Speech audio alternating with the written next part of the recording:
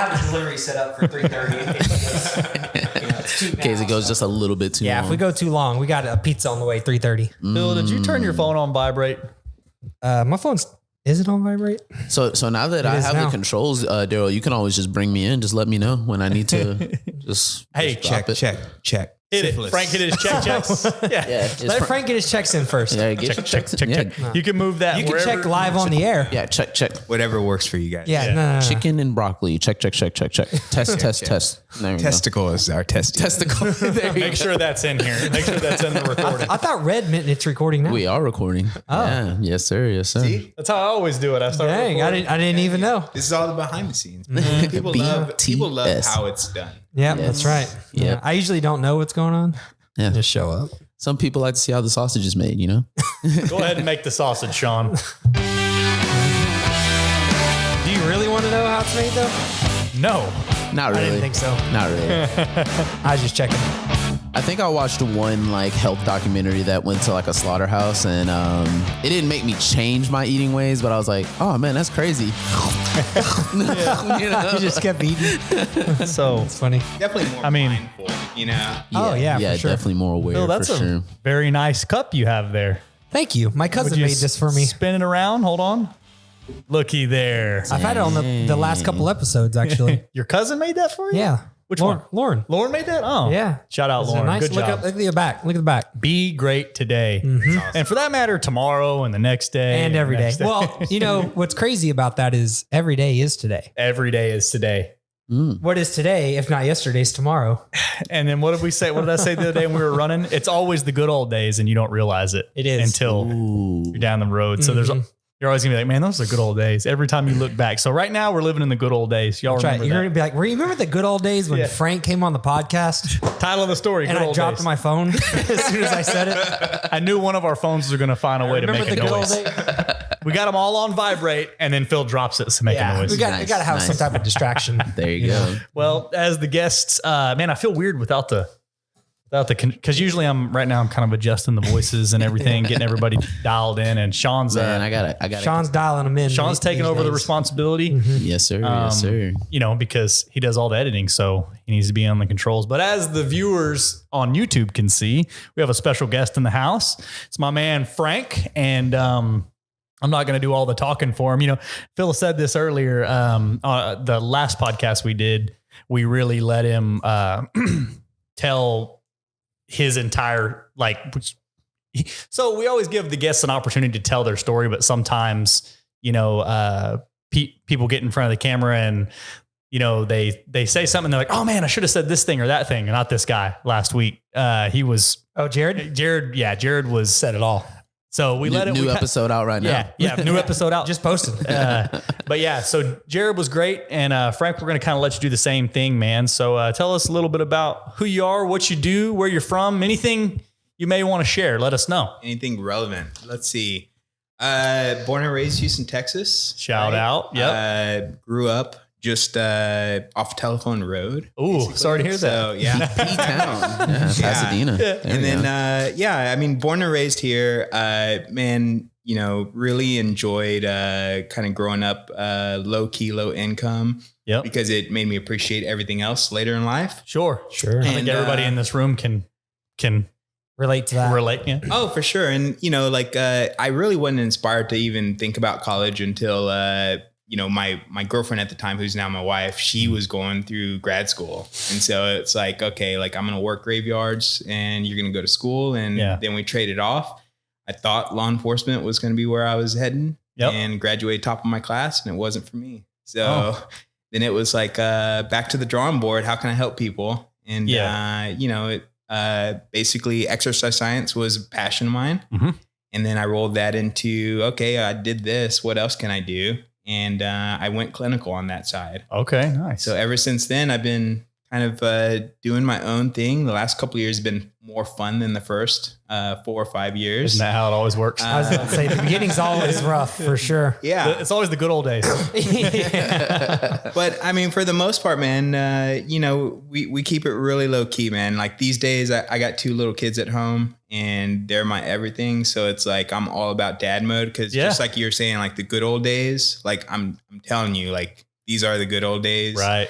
Especially with the kiddos, the young ones. Yeah. I try and be mindful of it and try and document that stuff for them because they're not going to have context for it down the road. And so, man, I'm enjoying life, enjoying being a dad right now. Good deal, man. Like I love everything else that's going on, but dad's number one probably.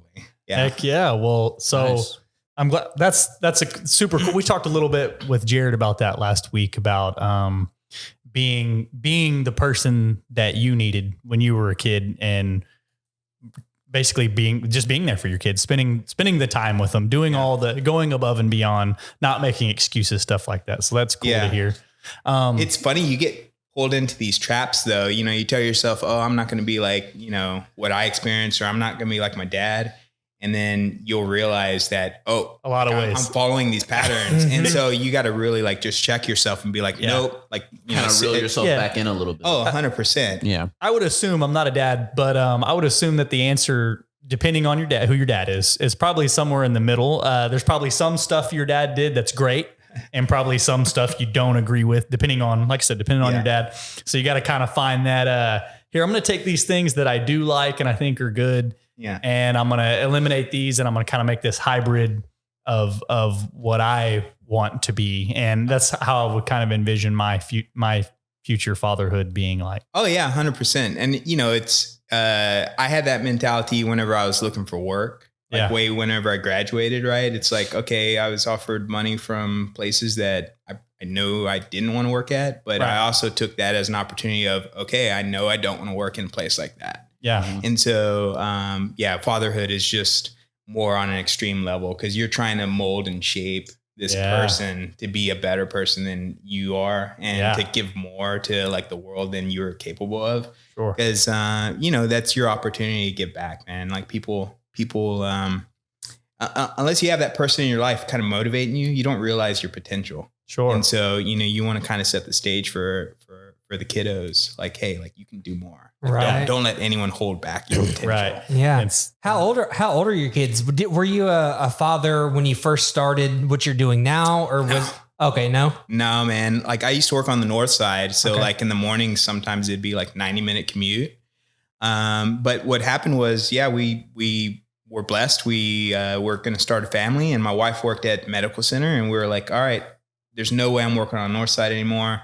There's no way she's working there anymore. We got to be close to home for the family. And that's whenever I pursued my passion, man. It's like, okay, well, I had expertise, but it wasn't being used the way I knew it could be used. And so instead of taking a paycheck, it's like, okay, well, we're going to come back home and go back to the drawing board and kind of start a new life here. It's going to be a time of change and transition for us. Yeah. Yeah. So, you and your wife traded off going to school. She graduated, got her degree. Yeah.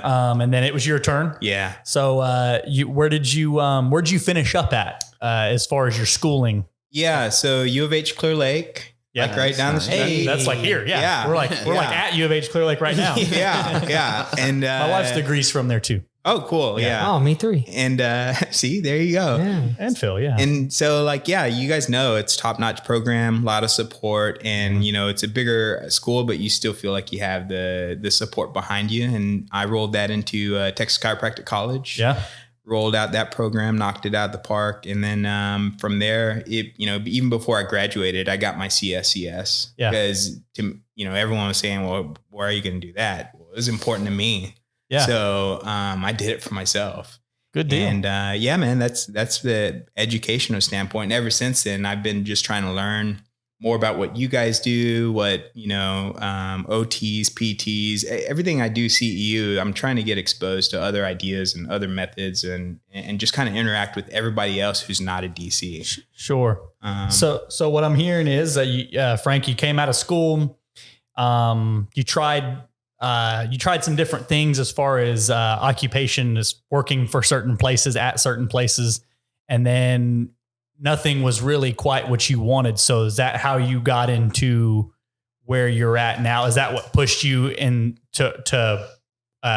your company that you have now, starting your company that you have now? Yeah, for sure. It's like, kids will make you do weird things like pursue your passions and start a business. Yeah. And so like, how can you tell them to pursue their passions if you don't pursue yours? Yeah, for sure. Because they're going to go, Dad, you're a fraud. You're telling me I can chase my dreams and you're not chasing yours. Yeah. So, it's very much like, whether it fails or succeeds, it's more about like trying something, right? Mm-hmm. Trying something you're passionate about or you can make a success with. Right. And so, that was the thing, man. It's just like, it's the catalyst, the courage to get out and meet people and kind of share your ideas with people and kind of do more than what was expected of you. Cause I'm super proud of the work I used to do, but it's like very structured and very rigid and hey, these are the boxes you're going to work in, the frameworks. And now it's just like, you wanted to make there's your a own level boxes. of creativity. Right. There. So it's like it was a combination of events and a series of things that led you to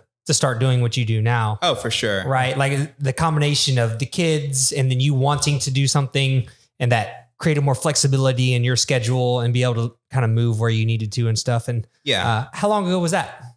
Our business, my daughter was born 4 years ago. Her name's Rebel. So I named my clinic after my daughter. Okay. I didn't know that. Wow. I was going to ask where the Rebel came from in that. Well, now we know. Yeah, now we know. And so, man, we started that summer and then just been going ever since. And but it's the catalyst for sure. Kids are the catalyst. Yeah. So Rebel was born twice. She was born, she was a person and then you're like, hey, I have this person. Yeah. So now I need to do my own thing so that I can not only make my living and provide for her, but also give my time to her. Oh, for sure. Cause like, I have the luxury of my own schedule now. Right. Sure. And so I can come hang out with you guys on a Friday afternoon, or I can just as easily, if daycare calls, cancel everything and go take care of whatever needs to be taken care of for the family. Right. Nice. So again, I'm in super dad mode. Yeah. So 4 years ago you start Rebel. Yeah. And did it, is it, here's a question I like to ask most business owners that are a little further down the road. I'd say 4 years is a decent ways in. A lot of companies, businesses fail within a year. Mm-hmm. So 4 years in, is it the same as you originally envisioned or how it started? Or has it morphed over time? So yes and no. So the format was still the same. So we were doing one-on-ones for an hour. Mm-hmm. At that point though, I was just renting space in a gym. So literally I'd meet my clients in the gym with my table and just like do my thing and then use all the equipment we needed. Right. We still have that same kind of format, but now it's more of with education, with expertise, with creativity, we're like kind of advancing that, different principles in different directions of like how to get people better. Right. Yeah. And so that's really like that's a lifelong kind of ongoing thing. You have your principles that you fall back on, but then how do you grow from that? Right. So you have your own facility now as well, rather than just sounds like in the beginning, y'all were mobile. Y'all came to the client and now you have your facility. They come to you. Correct. Okay. Yeah. And then we just add on services too, like orthopedic dry needling and stuff that interested me. But over time, you have money and time to go explore. Sure. Mm-hmm. And do you mind taking and I can explain this. Frank's a good friend of mine at this point. I don't know if you guys know, but we've known each other for maybe a year. About a year, probably. Yeah. And I've been to his clinic, used his services. Helped me out a little bit for sure. And you tell us, like, when somebody hears a one-on-one for an hour at a chiropractor, like that's pretty rare stuff. Sure. Like, it's not normal. Most people think as a chiropractic appointment, you go in, pop. Right. All right. See you, see you in a month or 6 months or whatever it may be. So, I'm not going to, taint what an appointment with you looks like. Why don't you tell us, why do you have the model that you do? Like, why does it take an hour? Why is it complete one-on-one time? Like, what all are you doing, when you're in that appointment? Yeah. So again, like going to my background in exercise science and like my passion for that, I just blend performance with clinical. So we like mesh those worlds together. Mm-hmm. And so usually people that I'm working with, they're either in pain and trying to perform, or they're looking at ways to improve their performance. And so we're taking a full body approach to kind of narrow down like where the problems are coming from and where we can help. And so, the initial part, the one-on-one hour, it's for me to listen to a story and figure out and put the puzzle pieces together and then come up with a plan. But after that, it's really about, executing the plan and then modifying along the way. Sure. Because we're not doing necessarily, I don't even adjust everyone who comes in the door, because that's a tool that might not apply to the problem. Sure. But I know for a fact, and it's not me, it's like what the research says is like, you got to get people out of pain. You got to load them up. You got to get them moving. Right. And so that's where it's like the fun and the creativity is, because we might spend some time, dry needling or something like that. But then it's more about like the fun of like progressing exercises and making people work hard and laughing and sharing stories along the way. Yeah. Sounds like you push them a little bit too. Sometimes they made a little extra encouragement, right? That's the style I like. I'm a pusher. I like to push people. And so in return, I like when people kind of push me. Yeah. That's a super cool mod. That was a good point, Phil. I've never, have been to the chiropractor, quite a bit. I've been to physical therapy for rehabilitating an injury. Sure. But I don't think I've ever done an hour long one-on-one with a specialist of any kind, where we just, first of all, laid the groundwork and then said, okay, we're going to spend an hour however often, and we're going to work on this thing. It's kind of like you show up, regular chiropractor, boom, boom, adjust you, that, see you in a couple months. And then you go to a different type of specialist. They come in 10, 15 minutes, they take a look at you, maybe this is what's going on. And they don't want to mess with you too much. Or they go put you on like a little machine or something like that. Leave you alone, go to the next room. Yeah, we really pride ourselves. I mean, we have to spend some table time sometimes, but it's all manual therapy, dry needling. And, then it's really about just loading people, getting them to move, coaching them up, making sure they have clarity when they go home on what to expect until we see each other again. Sure. I did have 2 questions myself. What are some of the more common issues that you face, like what that people are dealing with when they come in? And also, what is dry needling exactly? Sure. Most common thing. So it's funny because like things come in waves, like injuries come in waves. And so like right now we're getting a lot of like hurt backs from deadlifting. And so, interesting. And this like is a season. This is what I suspect. And literally like, people get excited about the new year. And so they start new routines. Usually after the first 6 weeks, it's either the chronic wear and tear is starting to kind of add up because there's like no recovery in place, or they're feeling super confident and they're trying harder activities, right? And they're starting to load it up more themselves with too much weight. Right. Gotcha. And so it's not necessarily, I won't say stop unless there's a clear like reason to say stop. The idea is like figure out like where we can modify so that they can keep pushing along the way. Right. What in what ways you can tweak it a little bit to not completely disassemble their plan. Oh, for sure. But also say, hey, this particular thing right here is likely hurting you. Right. Or not helping. Well, and Bill, he helps so many people, right? But like you would think like they want to work with him under the right circumstances, but they get scared or someone scares them into saying stop. Right. And that's like crazy because you guys know, like, it's going to take so much more longer just to get back to where they were. Sure.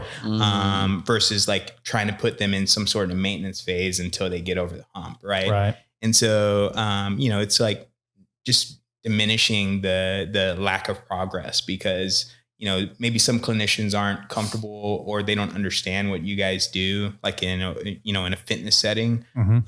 Or they're just, to be honest with you, there's some docs who they're just kind of lazy. Right. Sure. Like let's just okay. They some bad eggs in there for sure. Yeah. They're just like, oh, okay. Like, here, give you some ibuprofen. Yeah. Or whatever. I'll pop you back and give you some ibuprofen. Right. Put you in a headlock. That scares me, man. When they do my neck, it scares me every time, but I let them do it. I'm always worried about, it's probably a lot harder to kill somebody like that than you would imagine. It's like, all right, I can still feel my legs. Awesome. Sweet. Thanks, Doc.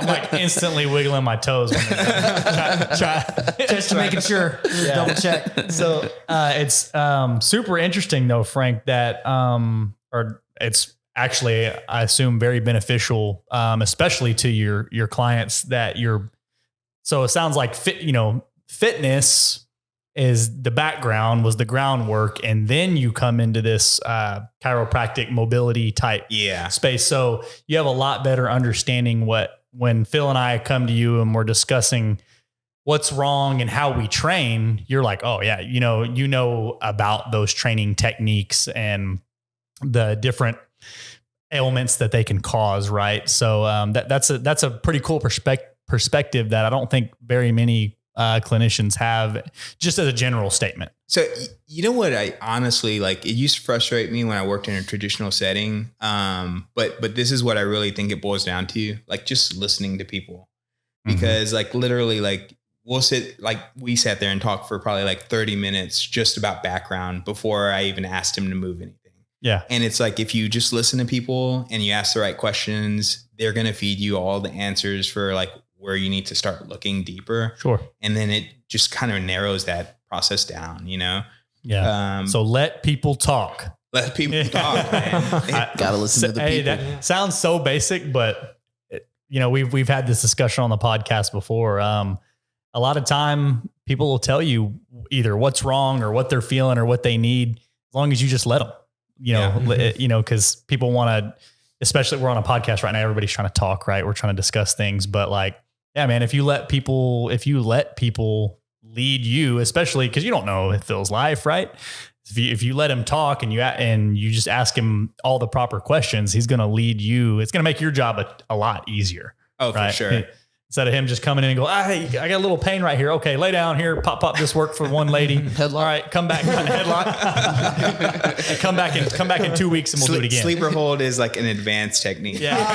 Yeah. The guillotine. I grew up during Hulk Hogan and Ultimate Warrior. So there you go, man. I bet those guys got some messed up backs. Or necks, man. Their necks and backs are all jacked up. All I can think about is Adam Sandler in on Big Daddy. And he's like, and you throw him into the ropes. Yeah. And then come back and you get him in the sleeper hold. Yeah. What was I don't remember the guy's Irish. name. I think to throw him in the rope is called the Irish whip, though. Just well, in Big Daddy, he's showing him how to do the wrestling move to the deli driver. And he's dropping off. He puts him to sleep. Yeah. I think I do remember. He puts him to sleep. Vaguely. Oh, Yeah. Big Daddy, yeah. Oh, man. But I wanted to touch on another thing, too. Captain Insano shows no moisty. Never. That's on the Waterboy. Because you mentioned to continue the progress, right? Keep them on track kind of situation. And we talked about this a lot too.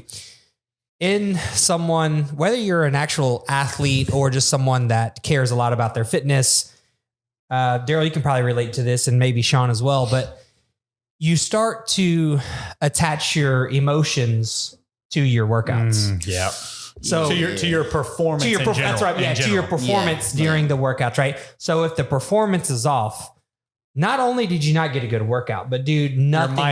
Your mindset is gone. Had a messed up day. Yeah, I don't know if you have any comments on that, or if you see a lot of that in your patients, where a lot of times they're coming to you because it's almost disparity. They're like, please, right, Frank, like, bro, you gotta help me, because I just can't do anything right now. Not only can I not work out and not go on a run on Sunday, but I'm just feeling bad, feeling depressed all the time.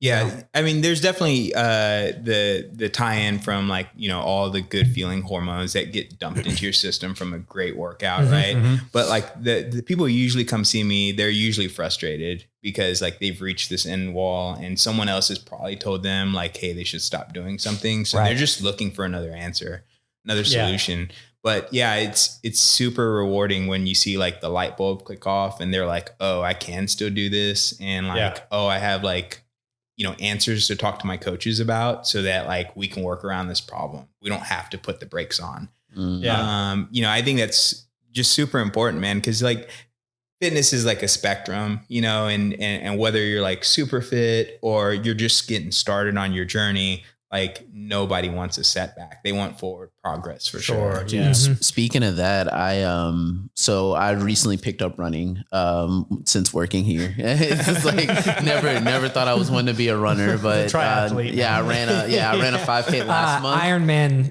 2024. Yeah. There you go.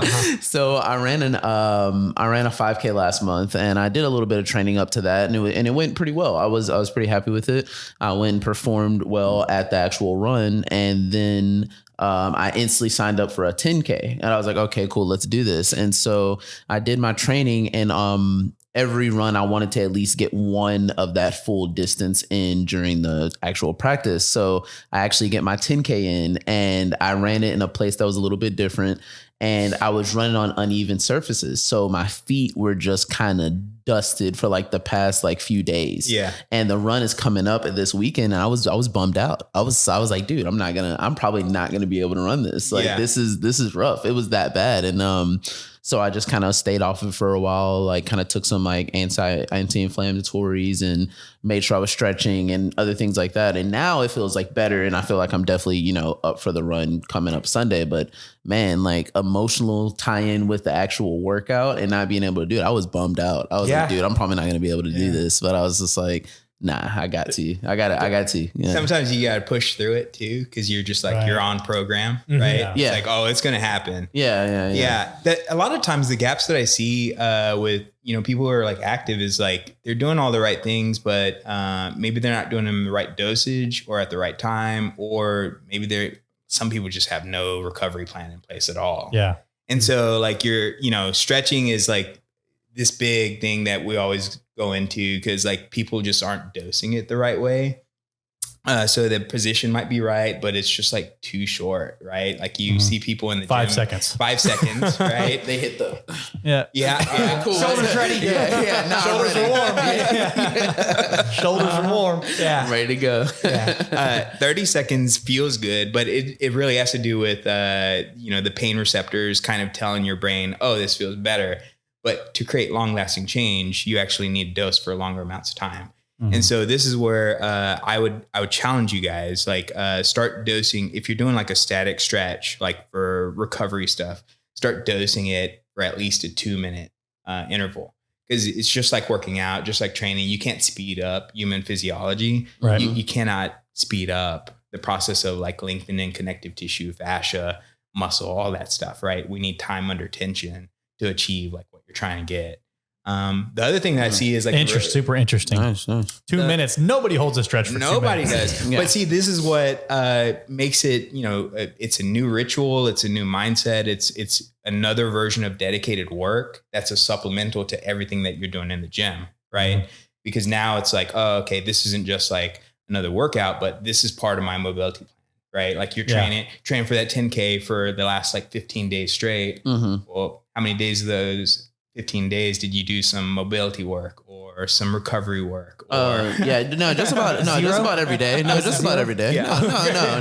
No. I definitely if it was me, it'd be zero. I'm I try to be very aware of like my recovery work and like stretching and doing like 90-90s and couch stretching and all that other type of stuff. And I try to take, rest days when I can too and all that. So I try to be aware of it, but it's just like, man, I was running on a road and it was like a little sloped and I didn't think much of it. I'm running it and I felt great afterwards. I was like, man, I feel really good. And then the next day it's like, I put my feet on the ground and felt like I stepped in lava. I was like, oh my God, what just happened? So after like kind of thinking about it, I was like, I was running on just like at a slant for like a lot of that hard run. on the ankles. And it was rough, man. It was bad. That's I'm feeling better now. I'm looking forward to your posted times for Sunday. Yeah. I am too. Yeah. What race is it, Sean? I remember you told me about it, but I forgot. I think it's just Houston Minute Maid or something like that. It's a 10K around downtown. around. Sean's bringing home the gold.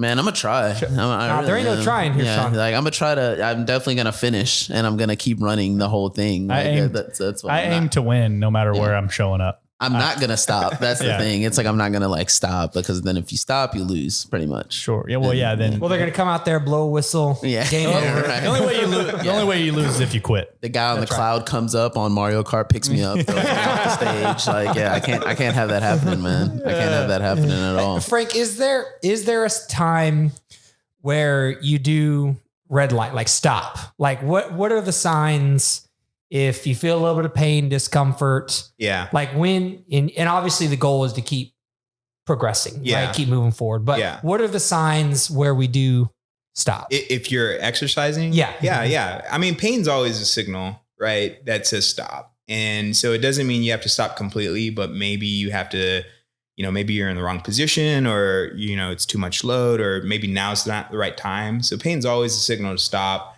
you'd expect that it would go away. Yeah. Right. And then you can come back and retry or retest yourself again, even if it's later in the session, right? Come back to the same lift and see if it still feels the same. Yeah. 'Cause maybe you're just in a funky position with some compensation. But true, like, what we've all experienced pain at some point, right? True, like, pain that lasts, that's the signal that says stop.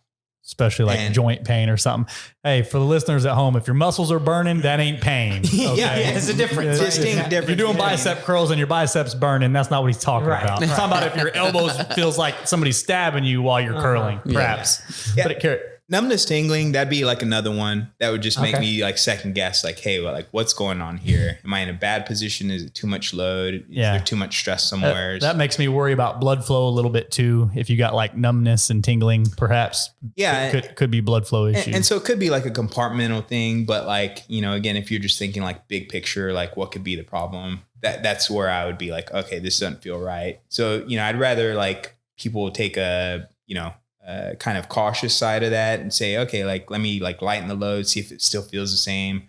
Or, if it's just true lasting, then say, okay, I'm going to take a break from this and maybe get it checked out. Sure. So I have a little bit of a follow-up question, somewhat related to that. So as a clinician that has dealt with, I'm sure, many sports related injuries, and there's all different, to each their own. Everybody likes their training styles and how they do things. Is there any type of exercise or specific exercise that I'm going to say this you don't love, that you don't recommend? Yeah. The only one that I probably wouldn't recommend is you see a lot of this kind of close packed high pull, right? Yeah. With kettlebells and, dumbbells and stuff. And, if you're midline and you're pulling up, into your shoulder rack position, like basically it's a closed pack position. It's just going to eat up your shoulders over time. Yeah. That's literally probably the only thing that I would recommend against. Yeah. Because you just see people pulling heavy off the center and, it's just going to tear up your shoulders. Yeah. I would assume that if your joints, if you're in the proper position, there's not really, I would assume that there's not really, if you're in the proper position, your joints are aligned properly, depending on what you're doing. There's not a lot of terrible exercises that just aren't great, but that one makes sense to be pulling heavy center line up and just your shoulders just. Yeah. You're basically giving no room at all for your rotator to actually clear the space. Yeah. And so, if you're doing that, months or years at a time, it's just going to wear and tear on there. Good deal. The idea though is like movement variability, right? Like, we need to put in some of that dedicated work so we have movement variability for what like real life throws at us. Sure. And so, you can be in an off position because you're trying to do a new PR or something like that. The idea is how many options does your body have to adjust and manage that load?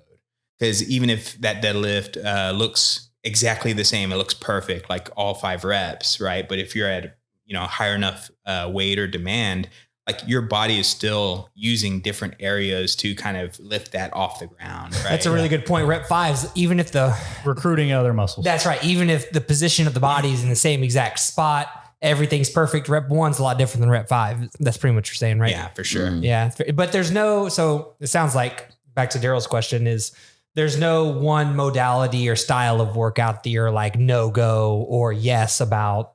No, pretty neutral. What I'm about is people should do what they're passionate about, as long as they feel like they're getting the support. Like they're just not thrown to the wolves, and they're not getting coached on in terms of like if they're doing poor technique or poor programming. I think the idea is just to get people moving. Right. And everyone, like I said, fitness is a spectrum, so it's just like having someone to support you along the way. That's where it's important. Yeah. It's definitely relative to the individual. Cause there's certain things, like take a runner, for example, they are willing to go run every day or every other day, but they're not really willing to go to the gym and move weights. And that's fine. That's what they like. And so, like you said, as long as they're out moving, they're exercising their body. Yeah. There's benefits to both, but at the end of the day, they got to do what they like, or they're not going to do it long term.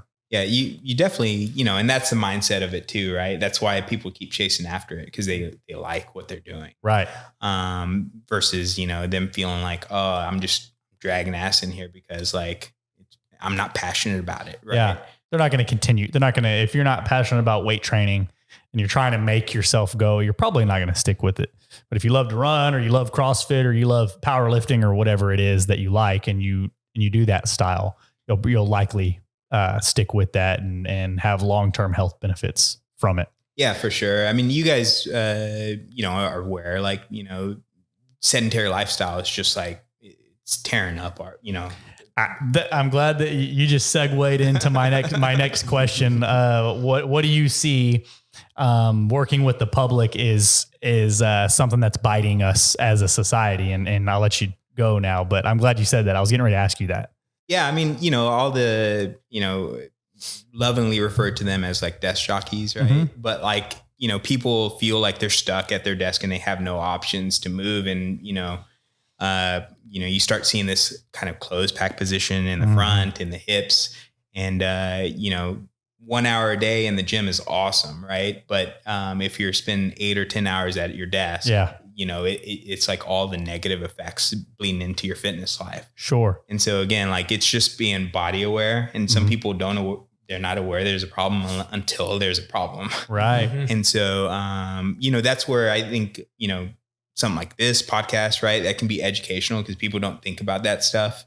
Yeah. But then also like, if they have the benefit of working with someone one-on-one, like I think, coaches and trainers and life coaches, whatever it is, however you're helping your person be motivated, helping them fill in the gaps outside of that time together. Yeah, sure. That's so, yeah, you touched it. You touched something as well. I've heard, from various people online, listening to podcasts, reading articles and stuff, that sitting in general is kind of destroying us as a society. Not only is it the sitting, you're sedentary, you're not getting exercise, but it does start to ruin your posture.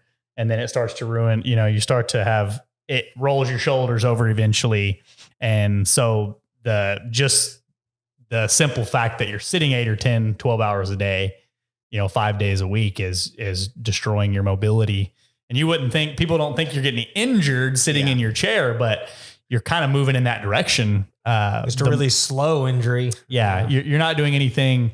You got to do some preventative maintenance. You got to be offensive. Yeah. Well, we always think about like this I3 model wellness, and it's all about the stuff that happens early on, which is like, the incomplete mechanics, like loss of range motion, loss of strength, loss of motor control. But that's the stuff that eventually like bleeds into an injury. Yeah. And so I think if you guys, if you know that you're in this position where, you have no choice but to type out your TPS reports all day, right?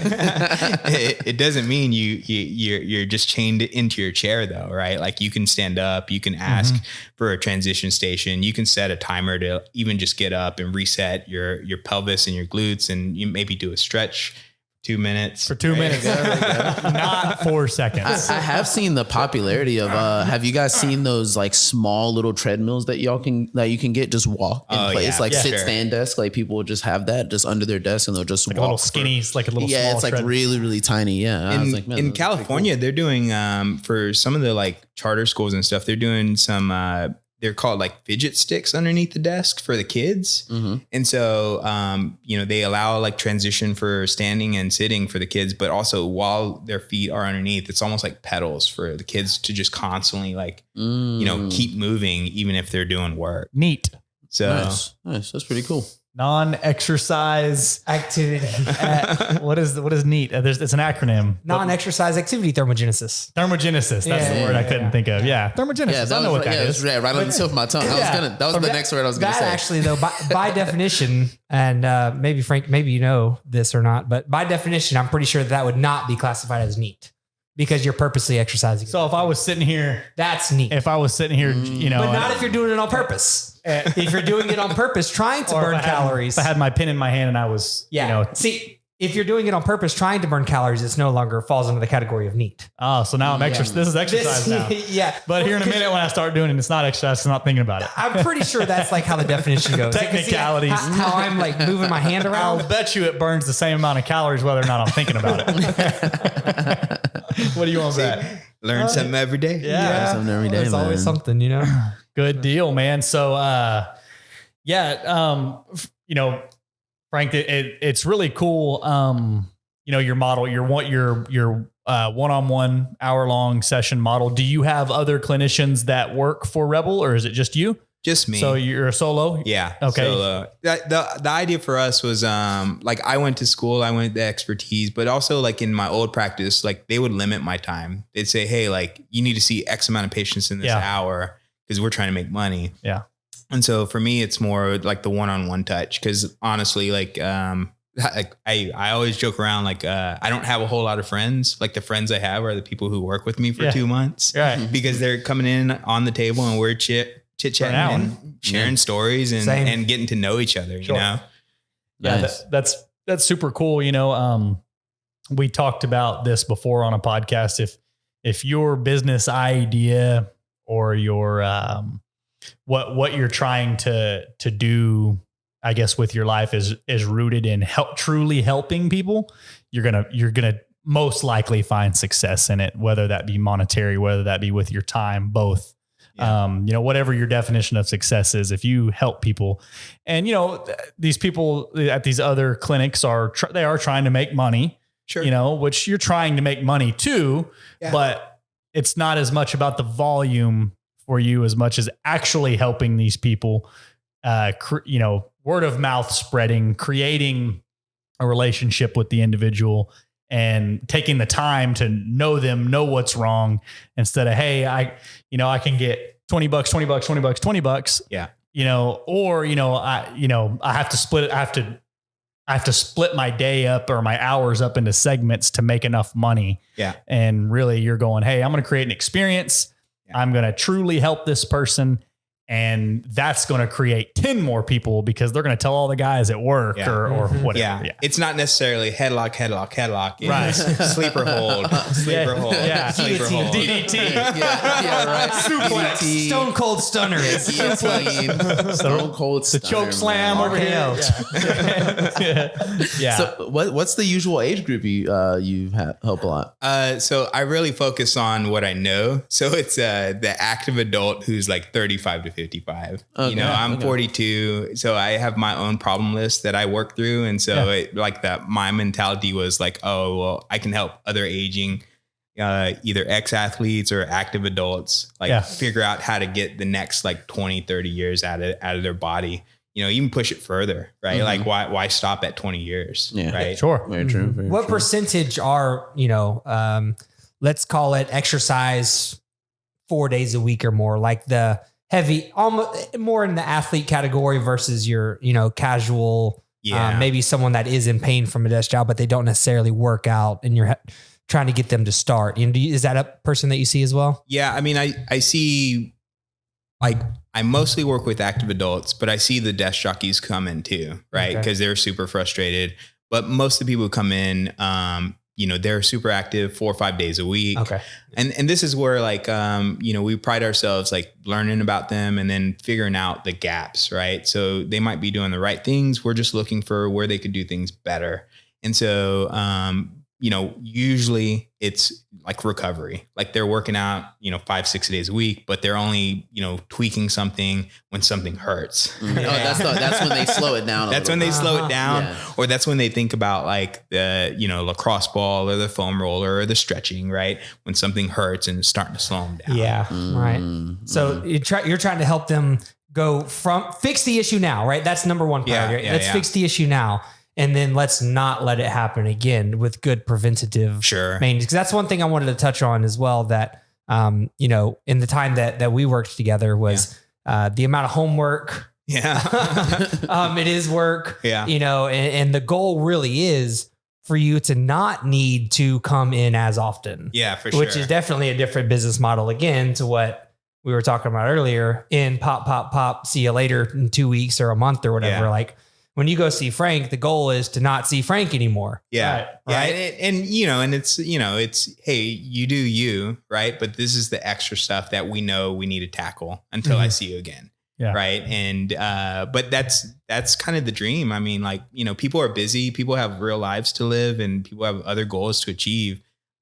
I'm not trying to keep them in the gym. I'm not trying to keep them in my office. I'm trying to keep them in their real lives and just give them the support they need in between. I love that. That's a cool, that should be a company slogan right there. But I'm not trying to keep people in my office. I'm trying to keep them in their real lives. Like the lady whose company I learned dry needling from, Sue Falzone. Yeah, that's right. You want to know about dry needling? So it's all good. She wrote this book called Bridge the Gap, and it's not like a huge, it's not this mind bending book or anything, but like it's been in my mindset, like a motto of like we all are like along the same spectrum, right? Like so, like people don't even call me Dr. Frank or Dr. K and all; they just call me Frank. Yeah. Like the idea is like we're all on the same level of whoever's helping the client or the person achieve their goals. Right. So it doesn't matter if you're a surgeon or, just me or somewhere in between that spectrum, we're all on the same level, just trying to help this person. Right. And, I think in my old life, like I saw some of that mentality of the prima donna of, oh, I have this degree or I'm this specialist and, this is what you need to do. And it's like, that doesn't necessarily always benefit the patient. Right. Sure. Understandable. Dry needling. Yes. Has anyone done it before? Never done it. I've never done it.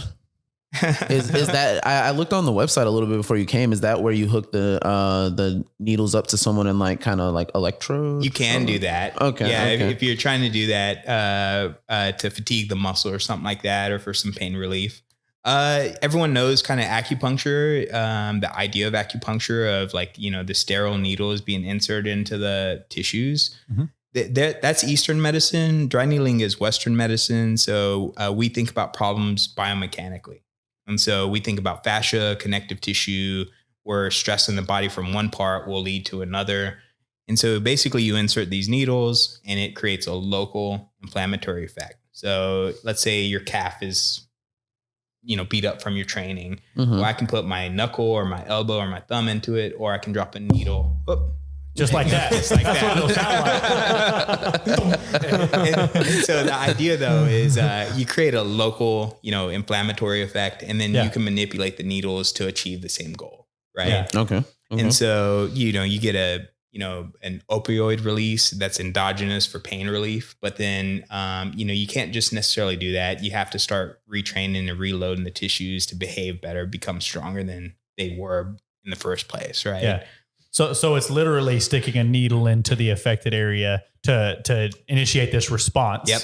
And then you work from there. Yep. Okay. Yeah. That's a cool deal. So how long, I guess it probably depends on the muscle. How long would you say is a typical to get into the muscle? Yeah. So safety first, right? Yeah. But we use anywhere from 5-inch needles to 1/2-inch needles. I'm going to be way down on the half inch. Don't tell me how long the ones that he stuck in my leg were. Don't tell me. I don't want to know. So, I'm sure they're very fine though. Yeah, for sure. It's not like they're the straw they use to get blood out of your arm. No. Yeah. So No. Okay. Yeah. Okay. 1/2 inch to 5 inch. Wow. Okay. Dude, are you Depends on the are you group. down? Are you down to try it out? Oh yeah, I'll try it out. We'll get the 1/2 inch needles out. Work our ways up from there. We'll stay We'll right just stick there with the those, whole actually. time and stay there. We're not going anywhere near a 5-inch needle. I did it. We did it in my hamstring. And let me tell you, it felt like I hit that hamstring curl machine for an hour straight. Really? Yes. That day and the next day. While the needling is happening or after the it's fact? after. Okay. After. Really? It's usually super comfortable during session. Yeah, during it was not bad at all. It was more mental than physical for sure. It's more of a mental block, or mental anxiety, I guess is the word.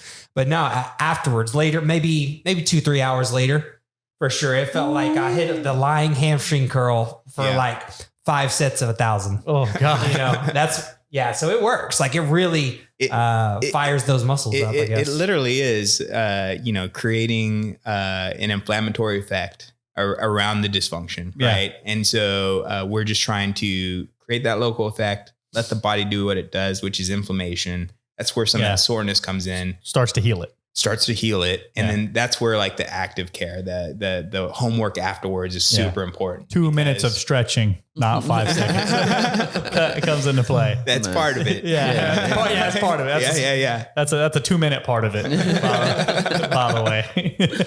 Dang, So Phil, you had the dry needling done. And so you're real sore a little after, maybe the next day.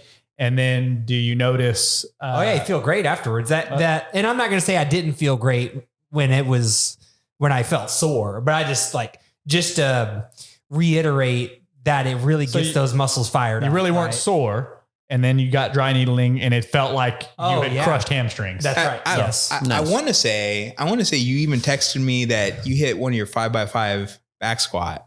And it was like one of your like most comfortable ones in a while. Oh, I do remember that. Really? I remember you texted me. You sent me a photo. Yeah. It must have been like 1,000 pounds or something. Yeah, I think it was like 1,500, maybe 575 for 5. 10 sets of 5. No big deal. Like, it wasn't nearly enough. Just a Tuesday. Just a Tuesday. Yeah, right. But yeah, because it just really, after obviously you have the tightening up or whatever, and then there's a few different stretches that Frank gave me. The biggest one that made the biggest difference for me that I felt was the one where you lay on the ground at a corner of a wall and you put the heel on the ground you slide forward as far as you can. And then you apply the heel to the wall for as hard as you can so you hold it. Okay. So here's the sequence of events. You lay down. You're confusing me right now. So I'm going to try to clear this up. You lay down, you get to a wall, right? It's a 90 degree angle, like in your room or whatever. Sure. It's right? like a square. Go to a doorway. Let's use a doorway. Okay. Right. And everyone has a doorway. Yeah. And you slide up to it and you have one leg laying on the ground. Yep. Right. Yep. So perpendicular with the ground or parallel with the ground. Mm-hmm. And then you have your other leg perpendicular to that 90 degree angle. Okay. Oh. And then up on the door frame. Yes, up on the door frame. And you slide forward as far as you can, right? And you hold that for 2 minutes. So you almost have your legs correct. Flat and the idea is vertical. Okay. Yep. And if you can go beyond, it's like half of a split. If you can go beyond 90 degree angles, then you can. Yeah. Correct me if I'm wrong. Take it to max range. Yeah. Yeah. And then everyone's different. You hold that for 2 minutes. Mine's about 15 degrees. Max on my spread. I'm the tightest. You should definitely try this because it made a huge difference for 2 minutes myself. And then so after you hold it for 2 minutes, at least you drive your heel into the wall as hard as you can for 10 seconds. And that's like activating the hamstring. At least, yeah. Frank can, but it's a full body thing. So for sure. Yeah, because with functional range conditioning, what we really push is the isometric. Once you've opened up that range, your body has no context for like how to work in that new range you open. So what we start to do is we initiate the isometric contraction. So you build a motor memory pattern of, hey, if my hip ever gets in this position again, I know what to do. Don't freak out. Yeah. Okay. Right. Yeah. Okay. And so, the ISO, you can load it specifically depending on your pain threshold, so to speak. But the idea is we're still mapping it out. And so you'll initiate the contraction to close the angle.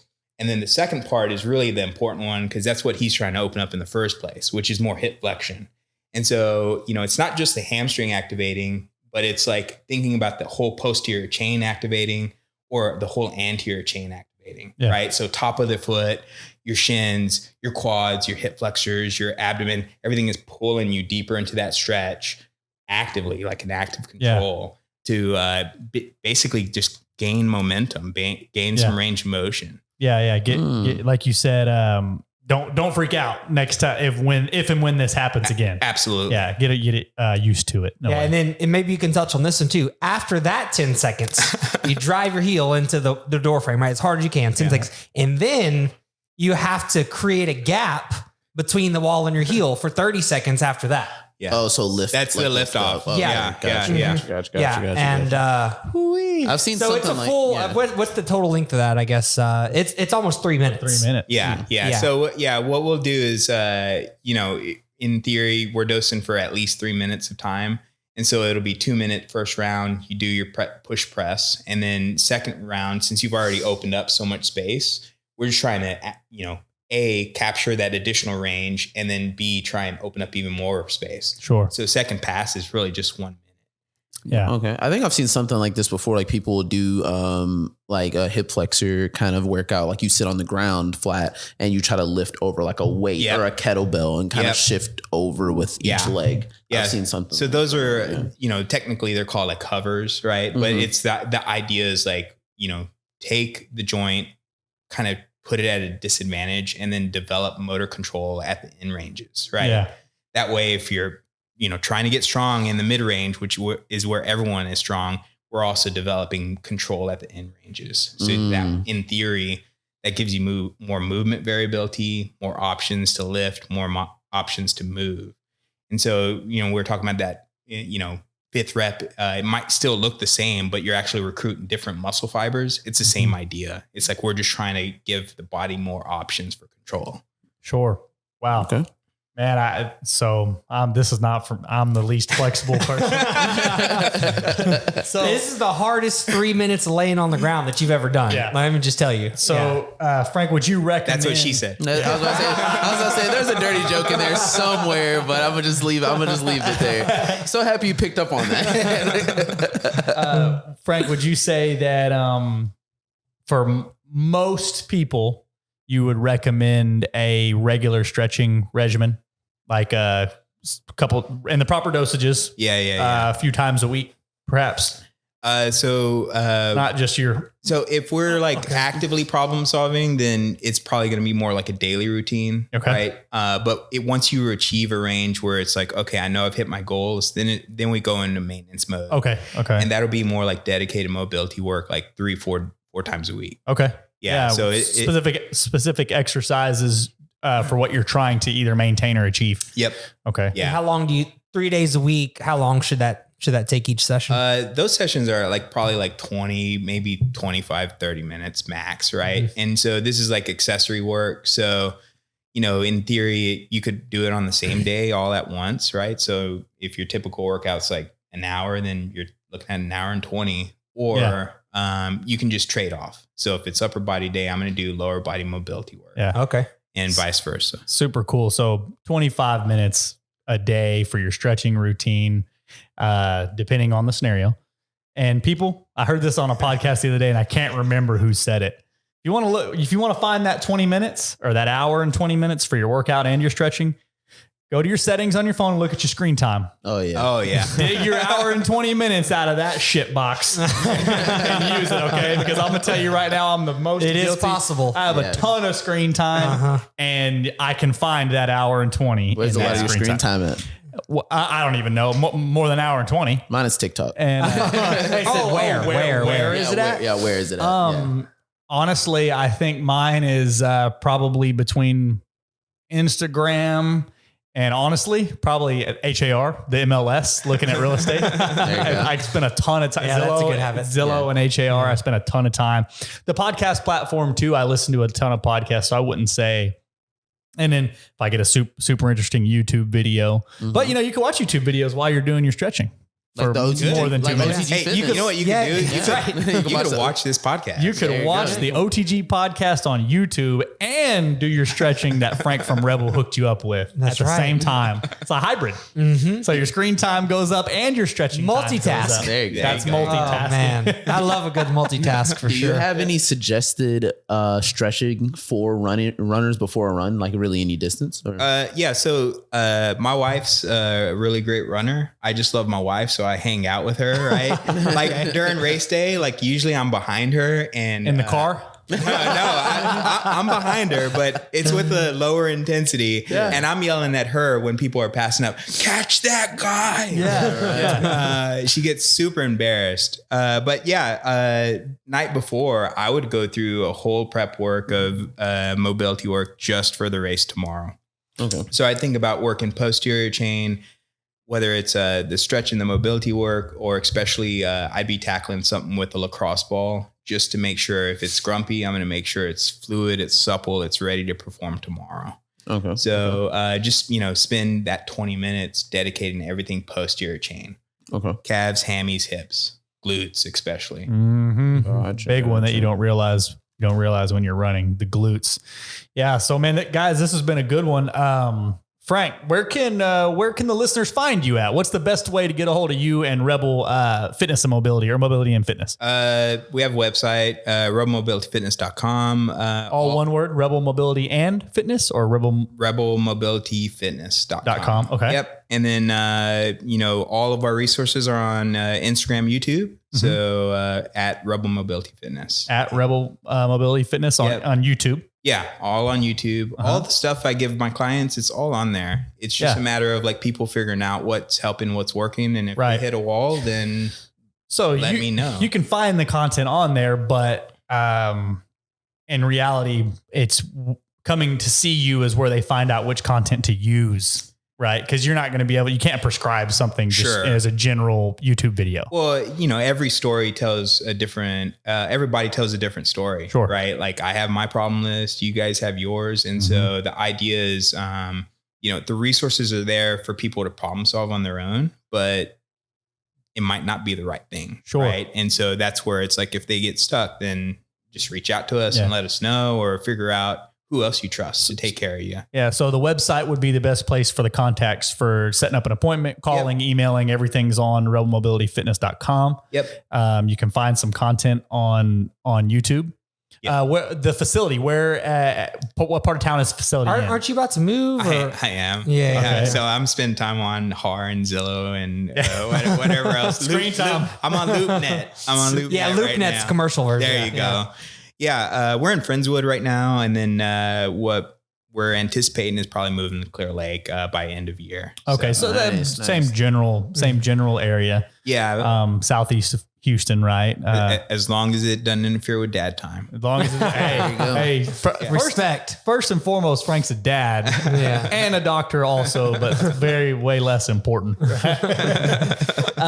Frank, would you say that your mobility is something that you work on regularly, your own? Oh, for sure. Okay. Yeah. Again, I'm 42. I have old injuries from whenever I used to lift weights really heavy and before I even knew how to do things properly. Sure. And so this is where I dedicate changing people's mindset of being proactive, not reactive. And so it's like, if nothing's hurting that day, I'm going to my problem list and I'm working on a problem. Yeah. Right. And so it's a daily grind for sure. Yeah. It just means like we're always trying to minimize the long-term effects of it. Sure. Wow. And my last question for now, does your wife leverage your skills and be like, see, I have this thing back here, and since you're a doctor and you're so good at it, babe, can you rub this shoulder? I have a statement and a story for that. Okay. So my wife does not at all, respect me as a clinician. She respects me as a person, but not as a clinician. You don't know what you're talking about. So it's like, I don't know what I'm talking about. She needs another opinion. Yep. The one time that is my wife as well. I remember though, the one time that she was like, okay, let's try a needle on my shoulder.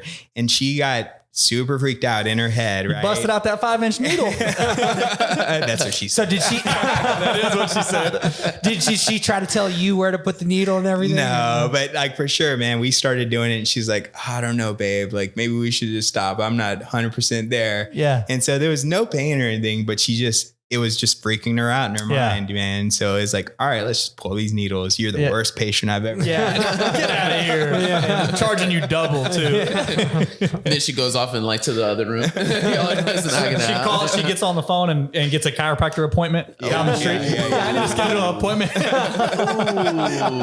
down the street. That's funny. Man. That's a funny one right there. All right, man. Well, y'all listeners at home, check out my man, Frank, rebelmobilityfitness.com, at Rebel Mobility Fitness on YouTube, Instagram, Facebook. I just launched a free online course this week. So okay. Nice. That's something you got to plug on the show. If you wanted to figure out how to use all the other resources, that's for people to just watch and learn and then just kind of figure out how to apply that stuff. Okay. Good deal. So that's on Teachable. You can find it through your website. Yeah, for sure. Yeah. So basically the answers to the tests are all on the website. So you can contact for an appointment. You can find the free online course. You can do whatever you need to do regarding your business on your website. Yep. 100%.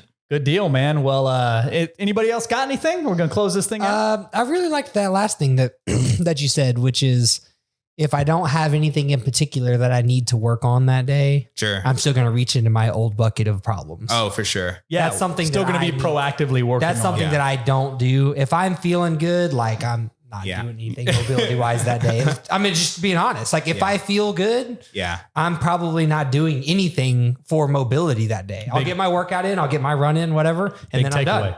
But if I'm hurting, it's, oh man, my hip feels real tight. Then I'll go do something about it. Mm-hmm. But I don't have a good habit of what you just said, which is even if I feel good, I need to go in. Ooh, man, that right hamstring is always the problem. Yeah. Do you want to know how I frame it? I mean, yeah. So you develop a problem list, right? Like every story is different, right? So I'm just using mine as an example. Left shoulder, right ankle, right knee. This is a surgery. So this is like the oldest one. And then the rest of it is newer, right? So if nothing's hurting that day, right, I'm going to go to my problem list and, prioritize. And if yesterday I worked on my ankle, today I'm going to work something around my knee. I'm going to desensitize or move it better or mobilize, do some mobility work. Tomorrow it'll be my shoulder. Mm-hmm. But if, I'm cycling back around to my ankle and all of a sudden, I tweaked, my left hamstring, everything else on the problem list goes by the wayside until I take care of this hamstring. Because it's immediate. Because this is immediate and this is going to get my attention and I'm going to work this up for at least 2 or 3 days and it should get better. If I'm spending time getting it, better, it's going to feel better. Sure. If it's not, then I also know, okay, well, I've really given it college try and it's not getting better. Now I need help. Right. Mm-hmm. And so it's just about being like, even in that circumstance, being like proactive, right? We're just trying to avoid like a bigger thing. Right. I like that a lot. That. And still 20 minutes, even if you have this immediate issue, whatever, it's about the amount of time you're spending on it daily. Yeah, for sure. And take your pick, beginning of the day, end of the day, like whenever you can find that time. Which is where I was talking about my little girl. Get on your screen time. Get on your screen time and find that 25 minutes. It's on your YouTube. It's on your TikTok. It's on your Instagram. You can chisel 20 minutes off that 6 hours and find the time. Unless you're watching Rebel Mobility and Fitness YouTube videos. Or if you're listening to this podcast. Yeah, or listen to this podcast. In which case, continue. Please carry on. Tell your friend. Add it to your screen time, actually. Send it to your grandma. Add it to her screen time. Get your kids watching it. Let's get exponential with this screen time thing. Yeah, we got to get the screen time. Repeat. Yeah. If you're standing in line, like in front of someone at the grocery store, just show them. Like, smash the like button. When the waitress is like, anything else I can get you? Yeah, you can get your screen time up. You can follow these guys. Yes.